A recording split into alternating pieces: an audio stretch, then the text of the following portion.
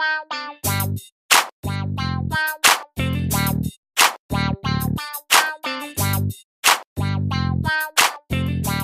everybody, welcome to Pregame at Franklin's. My name is Jason Franklin. For those of you just joining us or do not know who I am, I do these podcasts where I kind of bring on my friends, childhood friends as well as my college friends. I bring them on and just to get their opinions on just basic things. It could be sports, it could be just entertainment, it could be about life in general. And so that brings me to my two guests. As you know from last episode, we got the same guest here. My buddy Zach Stout, former BYU linebacker, as well as Mark Palacios. I've known him since I was yay high, and he played middle linebacker as well for Colorado Mesa. And guys, we're going to go into our first topic. And I actually thought of these, and I kind of want your opinions on it. Are technological advances, as well as social media, improving the human race relationally or not? I mean, people are connected more than ever before. Like, people on Facebook, people are on Instagram. You can always see what your friends are doing. Mm-hmm. I mean, before our parents couldn't even, we had home phones. We were calling each other on our home phones. That's We weren't home. We couldn't get connected with anybody. I think,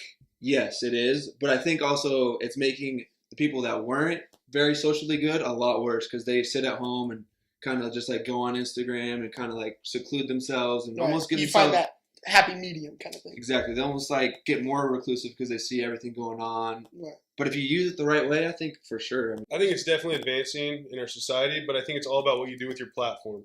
So if your platform is you're just going to be smoking weed on your Instagram feed every single day, letting people think, hey, all I do is take bong loads. When I wake up and go to bed, I take bong loads. Right. Like, everyone's just going to think you're a loser, and you're probably dumbing down the society quite a bit.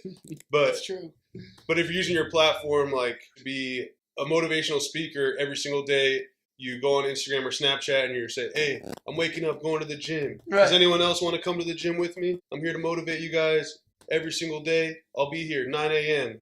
Like, that's a great for social media and for everyone in our society. Right. I mean, this is an interesting topic for me because I have a lot of different opinions. Like you said, Zach, I agree. I believe our country and just the world in general is way more connected now than ever before. But connection is also based on the premise. Now, do I believe, even though people are more connected, that they're truly connected? That's what I come into the problem with. Now, people are lying all the time on social media. And I said this in my first episode, where it's like, do I feel comfortable that people are promoting themselves accurately on social media or not? That's what it comes down to. So then the whole connection basis kind of not even matter because, you know, based on the premise, they just don't have anything in common with what they're promoting. And so, like, I think of it this way. Like I said in my first episode, I don't think I promote myself completely to the T in accuracy on social media accounts. I think there are times where I promote myself quite accurately and there's times that I don't. Obviously, I'm not going to post like a picture of me working when it's like me just being on the computer or editing because honestly, I don't think that's too interesting. The things I'll probably post will be like those interesting things that somebody else would be like, oh, that's kind of cool. Jason did this today. Oh, that's kind of cool. Look at this picture of Jason. This is a pretty cool picture of Jason. That's what it comes down to. So if people were to look at my Instagram, they think that I'm doing crazy cool things all the time, which is not the truth. A lot of it is me hard work on the computer trying to edit or hard work in the studio just trying to do live broadcasts with NBC Sports. So I guess there's pros and cons, but I like your guys' opinion on that. But do you have any opinion? I agree with what you're saying. The connection, the authenticity of the connection. I mean, you have to be with someone in person to really connect with somebody, you know? Exactly. And people really think that, like, oh, we're DMing, like, now we're like best friends. Like, right. You don't really know this person. You don't act like your true self on Instagram. You no, really can't. You can't.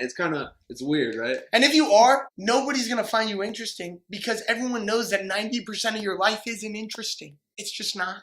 I mean, personally, I think Instagram, it's a personal thing mostly, which you stated, because for me, I think I have 6 pictures on my Instagram. I maybe have 30, 40 friends on Snapchat, but the relationships that I build with people outside of social media, I'm pretty dominant. Like, I feel the same way. I have like 7 pictures like you. I just use it to stay connected. Right, I don't use it to get connected. You watch your friends. You only have your close friends on Snapchat. You only post because you just want to show something cool to the couple people. I mean, and I'm not gonna lie, I follow lots of interesting people because I like and get entertained by what they are posting. I mean, and I could care less if this is what they're doing every single day, or if this is their image, or this is just what they're putting out for the public. It's entertaining me, so I'll follow you and I will like your picture. And so you use it for entertainment. You're using social media for entertainment. Exactly. Yeah. You don't rely so much on your posts, enabling you to have a better relationship with people. You predominantly use it as a tool to keep yourself in touch with what other people are doing. Is that kind of like? Yes, that's exactly what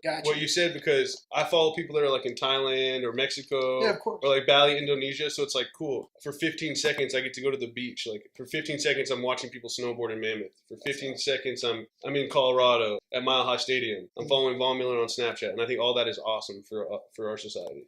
Awesome, Cool. That's a cool look. We'll go to the next topic now. Do you believe Tinder or any swiping apps are healthy dating practices? I'm biased here because I have 2 friends that got married off of Tinder. No way. Married, yep. Married. Because, I mean, some people she had kids. Like, how is she going to get out and meet people? Right, you know, so hop on Tinder. This was before Tinder was polluted. Tinder is just polluted now with people trying to get smashed. There are some people on there that are looking to meet some people and looking to start a relationship. Of course. You know, so, you know, I'm biased. I say it is. I say it could be used for good. Yeah, cool. I think it can be used for good and for bad. I've matched with plenty of people on these swiping apps, and personally, the girl that I'm seeing right now, I met her on Tinder. But I think it's how you set it up and you present your Tinder match with a quality date. Because with the girl that I'm seeing right now, I said, "Hey, do you want to go to a Tory Lanez concert?" That's the only thing I said to her. And then she's like, "Yeah, for sure." And then 2 days later, we met up, went to Tory Lanez concert. We got a nice bottle of Jaeger. We split the bottle of Jaeger. We drank about. It? I mean, that's for me to know. Maybe I can get into that. Maybe in another the bottle, segment. I mean, not the chick. All right, so we smashed half the bottle. We went to the concert. We didn't buy any drinks there, and like we just connected. We danced the whole entire night, and then we came back to my house, and then there was like half the bottle left, and we ended up killing that rest of that bottle. She stayed over till like 5 a.m. and then she headed home, and then ever since then we hang out quite a bit, actually, like probably 4 or 5 times a week. I'm gonna say I think it could be a healthy practice if it's used to a certain extent. Now, the reason why I say this is that predominantly I like to base my relationships off of human to human, either spark or there's chemistry there. And there's things that I can notice on Tinder and there's things I can't notice on Tinder. Now, what I can notice is here's a gorgeous girl, here's where she lives, here's how far she is from me, and here are her hobbies. But does that display her personality? No. So that makes me have to kind of throw myself out there, yet it does do the shortcut where you can find out what kind of girls really find you attractive. I think that's what Tinder's best tool is that it gives men and women both the exact self-esteem that they need and the kind of girls and guys that they can overall shoot for or not shoot for. Guys and girls that you're swiping left and right, the people that you're matching with, and you can find, holy crap, this is the type of girl I should be looking for because this is the type of girl that is into me. Just to chime in real quick. Yeah. I feel like I get way hotter girls in person than on Tinder. Really? I would agree as But well. I can't see really hot girls being on Tinder in the first place because there's they some, probably but don't need I it. swipe some hot chicks. I'm like, really? You're not gonna like me? If I saw you in person, I know you'd like me. Yeah. You know what I'm saying? Yeah. Of course. It's funny. It's interesting because I've had a couple Tinder situations, but none of them lasted past the first time I ever met them. And you can imagine how every single one of them ended up. I just take Tinder with a grain of salt. I know that I am not going to find my wife on Tinder. I know that. Some other people are different, obviously, Yeah. but I know that in the way I am, you can see my Instagram, you can see all this stuff, but unless you really see podcasts or really get to even know me, you don't even know how I talk. You see a middle linebacker who plays Division I. You think of a football player, everyone has these stereotypes on you. Oh, yeah. I'd say I think exactly how most of the guys my age think. And most people don't know that because we, going through the athletic lifestyle, have a different kind of structure than most people have. So it's kind of interesting. You get to find what kind of structure. Maybe you find a female who had just the same structured lifestyle as you. Maybe it's different. Maybe she was just so committed into fashion. I could see that situation occurring. And on top of that, which I'd have to meet her to get to know, she has a great personality that matches mine. Overall, I can't see myself getting in a serious relationship on Tinder. I mean, and the main thing with Tinder is that it doesn't give you is when you're with someone one-on-one and you like look at someone's eyes, you can tell if it's honest or not, or if it's the truth. And that you can't get any of that from Tinder. So it's kind of, that's like the hidden demons. Yeah. The hidden demons in Tinder Yeah. is the fact that you can't conversate with them physically. Right. Of course, it's shallow. You just get to see a picture. But I think it's important. I mean, we're all going to find a girl that we think's hot, right? Mhm. So we'll just cut that out, and now let's meet up and see if the rest of it works. Well, I'm gonna bring up something really interesting because off of this, I can talk to anyone. I've been known to talk to everyone. I'm Mr. Social Butterfly. Now, after that being said, for some stupid reason, I get really nervous when I have to talk to people on the phone. I noticed it was because I didn't get to see the person's facial expressions, reactions. Like I had this job which was sales. Now I could sell anything to anyone when I'm meeting you face to face. Now the thing is, things when you're calling people and you can't really read them or get to know if they're really listening or not, because you can't pick up on that over the phone. I noticed that things like that, I started relating that to like Tinder stuff.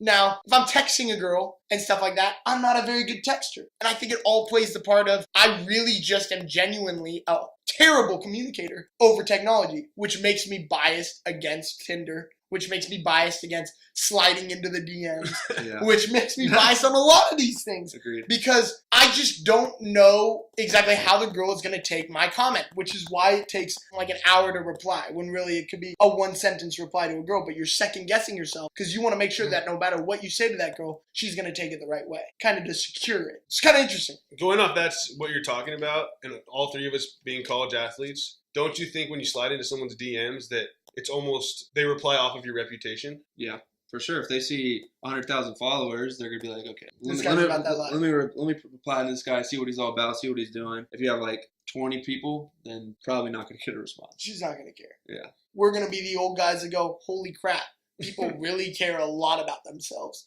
So much, in fact, that their entire self-worth is based off of that. right. So it's crazy when you think about it. Even though we might be the old guys, now, but we're translating into a situation where 7, 8-year-olds are getting Facebooks, Yeah, crazy. sliding into DMs on kids. Like, what the heck is going on now? People are smashing at 12 years old. Yeah. Back in my day, I mean, shoot, we had MySpace. And I think the biggest thing that we even thought was the top 8 friends.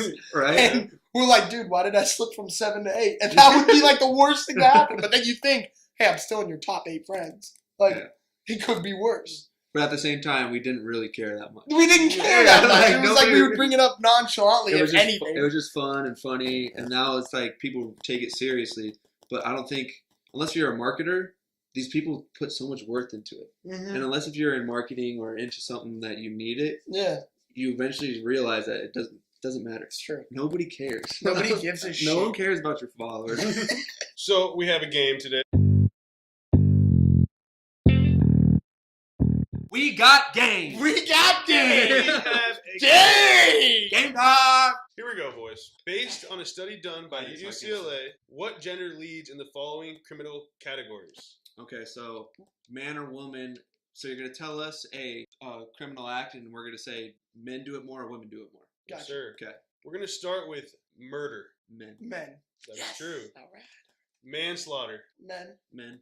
Females. Wow! I bet it's vehicular. That's why, because women suck at driving. Women Let's suck be at real. fucking driving. Love that. Dude. I fucking love that. Larceny or theft? Men. Men. Women. Shoplifters. Those women are shoplifters. Yeah. They're scoundrels. Shoplifters. Wow. Dude, girls are nasty with the Michael Kors. That's They're gonna sneak that in their other Michael Kors bag, dude. They're gonna put bags in bags. Get the fuck out of there. Fraud. That's men, dude. Gotta Go be to Wall men. Street. Women. Wow. Dude, Martha Stewart. Martha Stewart! Stewart. Martha Stewart. Holla at Martha. Oh, Martha. Sexual assault. Men, rape. Man. Men. Men. Okay, we got one. Men. We got one. We said men the entire time. Yeah. I noticed. Drugs. Women. Men. Women. Yeah.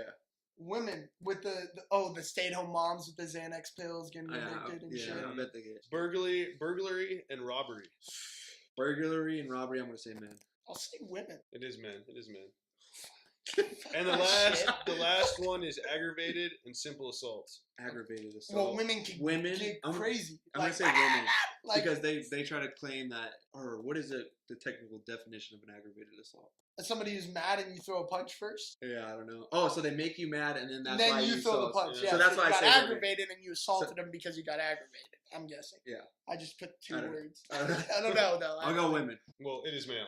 Males. I was gonna say men because men just caveman emotions coming up and you just Yeah, you just start swinging. The girl says you got a tiny dick.